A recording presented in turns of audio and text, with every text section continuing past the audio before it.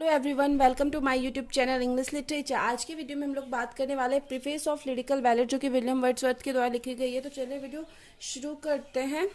अगर वीडियो आपको अच्छा लगता है, आपके सिलेबस का है, तो प्लीज़ आप लोग वीडियो को लाइक कीजिएगा, चैनल को सब्सक्राइब कीजिएगा, कमेंट करके बताइएगा वीडियो आपको कैसा लगा। वीडियो जो है काफ़ी ईजी लैंग्वेज में है। तो चलिए वीडियो शुरू करते हैं। Wordsworth conception of A poet is an important part of his theory. तो वर्ड्सवर्थ की जो अवधारणा थी पोएट को लेके, तो वह जो है इनकी मतलब थ्योरी का इम्पॉर्टेंट पार्ट है of poetry. Theory of poetry जो लिरिकल बैलेट्स है, प्रीफेस ऑफ लिरिकल बैलेट्स का इम्पॉर्टेंट पार्ट है, जिसमें वो पोएट को लेके उनकी क्या अवधारणा थी उसके बारे में बात करते हैं।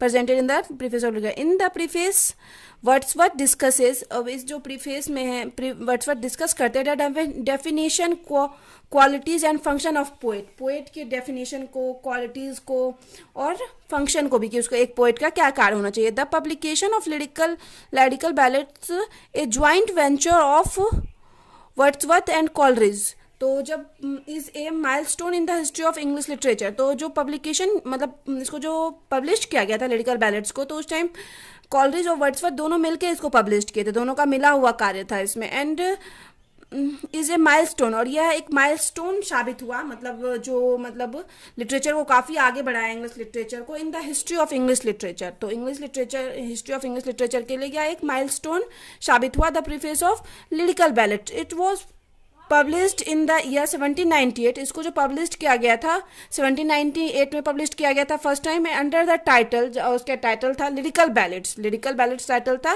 विथ फ्यू अदर पोएम्स, और ढेर उसके साथ और भी पोएम्स, ऐसा मतलब टाइटल के साथ उसको पब्लिश किया गया।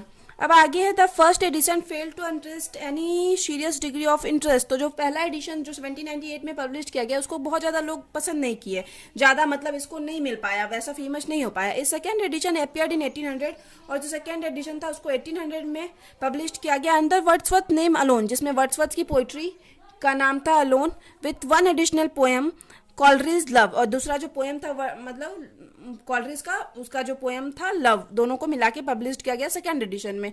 It was this edition in which Wordsworth incorporated the famous preface, और यही जो मतलब एडिशन था जिसमें वर्ड्सवर्थ का फेमस प्रीफेस शामिल था। A third edition appeared in 1802, third edition इसका 1802 में पब्लिश किया गया, and it was followed by a fourth and final edition, और फोर्थ और फाइनल एडिशन इसको पब्लिश किया गया 1805 में।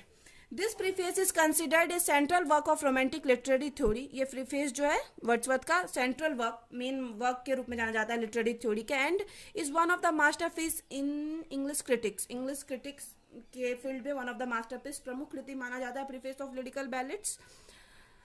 However, the Wordsworth was primarily a poet, जबकि जो वर्ड्सवर्थ है एक पोएट है, एंड नॉट ए क्रिटिक, एक क्रिटिक नहीं है। In the advertisement of lyrical ballads, मतलब एडवर्टाइजमेंट ऑफ लिरिकल बैलेट्स में ही इन्फॉर्म द रीडर्स, वो रीडर्स को इन्फॉर्म करते हैं that the lyrical ballets was an experiment, कि लिरिकल बैलेट्स जो उनकी थी वो एक एक्सपेरिमेंट थी। आगे Wordsworth defines A poet in the following lines. अब आगे के लाइन में क्या करते हैं, पोएट को डिफाइन कर रहे हैं। जैसे हम लोग प्रीफेस ऑफ लिरिकल बैलेट्स में पढ़ें कि पोएट एज ए कवि की अवधारणा को बताते, कवि की क्वालिटीज, डेफिनेशन को बताते हैं, तो आगे वही है कि वर्ड्सवर्थ कैसे डिफाइन करते हैं एक पोएट को। तो according to Wordsworth, a poet is a man possessing a higher sensibility. एक पोएट ऐसा आदमी मतलब मैन होता है जो कि जिसमें बहुत ज़्यादा सेंसिबिलिटी होती है, देन अदर्स, दूसरों से ज़्यादा होती है। इट हेल्प्स हिम, इसी की मदद से him absorb and feel things more deeply. इसी वजह से वो कोई भी चीज़ को अच्छे से ऑब्जॉर्व कर पाता है, फील कर पाता है ज़्यादा डीपली तरीके से, देन अदर कैन, जो दूसरे करते हैं फील या फिर ऑब्जर्व करते हैं, उनसे ज़्यादा अच्छे से ऑब्जर्व या फील कर पाता है किसी भी चीज़ को। By this he react more powerfully to external impression, और इसी तरह मतलब क्या करता है ना कि पोएट मतलब ज़्यादा अच्छे से रिएक्ट कर पाता है, पावरफुल तरीके से रिएक्ट कर पाता है बाहरी प्रभाव को। इसके बाहरी प्रभाव को पोएट अच्छे से रिएक्ट भी कर पाता है, मतलब जो चीज़ ऑब्जर्व करता है, जिसको फील करता है। अब आगे है, फिर आगे पोएट की डेफिनेशन को बताते हुए आगे पोएट बोलते हैं, poet enthusiasm intense and keen takes deep pleasure in the knowledge of the ones of nature and man. तो पोएट जो है काफ़ी उत्साह दिखाते हैं, तीव्र और इंटरेस्ट, उत्सुकता दिखाते हैं, take pleasure in the knowledge of, और मतलब प्लेजर लेते हैं in the knowledge of ones of nature and man, और आदमी और मनुष्य दोनों के मतलब से रिलेटेड मतलब नॉलेज लेते हैं ज़्यादा उत्साहित रूप से, ज़्यादा उत्सुकता से। The poet having a more comprehensive soul, poet जो होता है ज़्यादा कम्प्रिहेंसिव शोल होता है, कोई भी चीज़ को ज़्यादा विस्तृत से बता सकता है। Shares the feeling and emotion reaction of other than accurately, मतलब पोएट जो होता है ज़्यादा अच्छे से अपने फीलिंग्स और इमोशन को शेयर कर पाता है, जो कि दूसरे करेंगे उससे ज़्यादा अच्छे से। He can expresses them even without feeling them directly, और ये पोएट जो होता है, जो पोएट की क्वालिटी ये होती है कि वो इस चीज़ को एक्सप्रेस कर सकता है विदाउट उसको फील किए बिना, मतलब कोई और भी फील कर रहा है ना, पोएट उस चीज़ को देख रहा है, ऑब्जर्व कर रहा है, तो उसको पोएट एक्सप्रेस कर सकता है according to Wordsworth. The poet imaginative power is the greater than average human beings.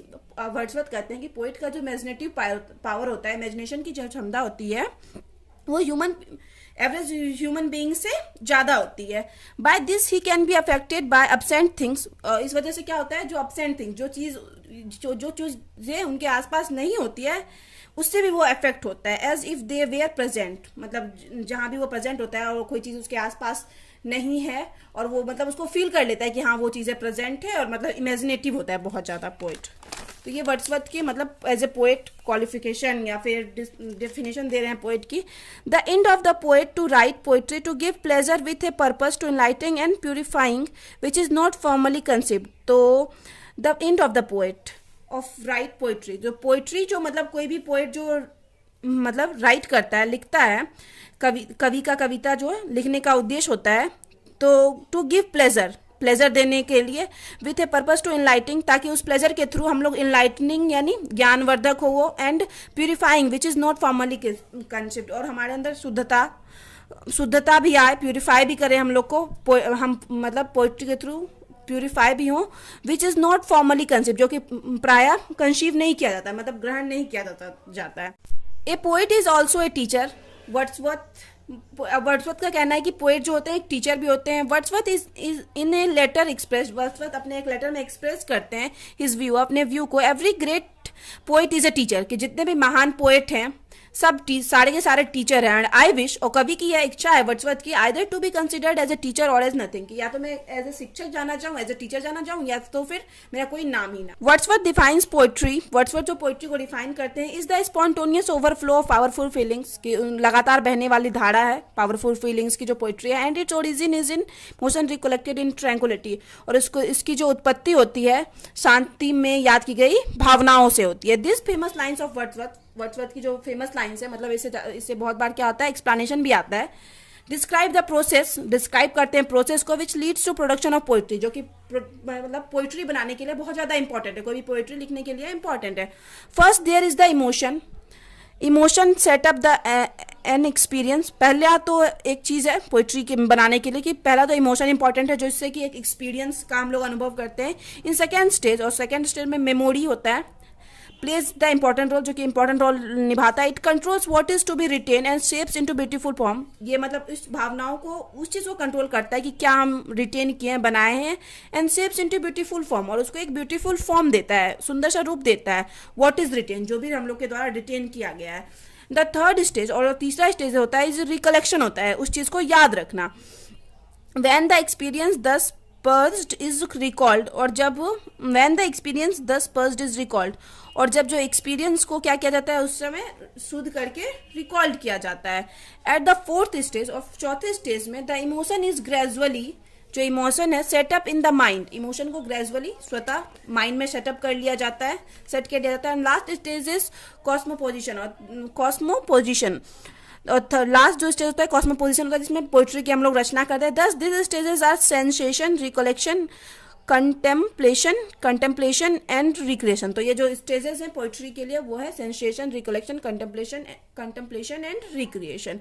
In brief, the main ideas which Wordsworth list in the preface are following. अब आगे पोएट बात कर रहे हैं कि मतलब कौन कौन से मेन आइडिया जो पोएट अपने लिरिकल बैलेट्स में फॉलो करते हैं, वो ये है।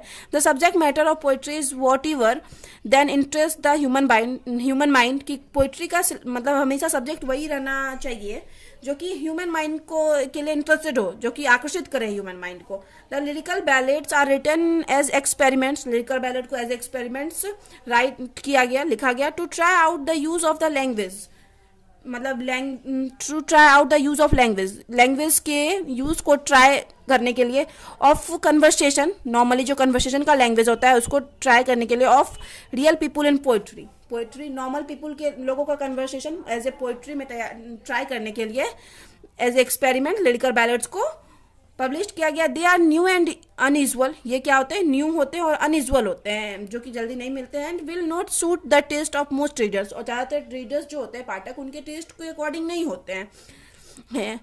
Nevertheless the readers are asked to try, और फिर भी जो रीडर्स जो होते हैं, पाठक, उनको बोला गया है कि ये जो इसको ट्राई करने के लिए देम विथ ओपन माइंड, अपने ओपन माइंड से, ऐसा नहीं कि पहले माइंड में जज कर लिया उसके बाद ट्राई कर रहे, तो नहीं, विथ ओपन माइंड इसको ट्राई करना है। And not to put off the first sight without giving them fair trial, और ना ही मतलब पहले मतलब बिना किसी ट्रायल के इसको जज कर देना है तो पोइट्री को। तो यहाँ पे वीडियो खत्म होता है। तो वीडियो अगर आपको अच्छा लगता है, आपके सिलेबस का है, तो प्लीज़ आप लोग वीडियो को लाइक कीजिएगा, चैनल को सब्सक्राइब कीजिएगा और कमेंट करके बताइए वीडियो कैसा लगा। तो मिलते हैं नेक्स्ट वीडियो में नेक्स्ट टॉपिक के साथ।